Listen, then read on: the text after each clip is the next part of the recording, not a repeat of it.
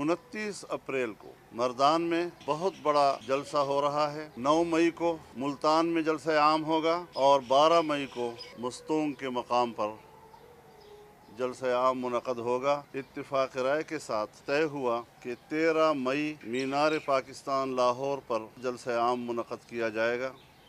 उम्मत मुस्लिमा जो गुज़श्ता 15 सालों से ज़्यादा का अरसा हो गया जुल्म का निशाना बना हुआ है, बारूद की बारिश में ज़िंदगी गुजार रहे हैं, खून के दरिया को अबूर कर रहे हैं, जंग की आग में जल रहे हैं। पूरी उम्मत मुस्लिमा की आवाज़ बनेगी कश्मीर की आज़ादी के लिए।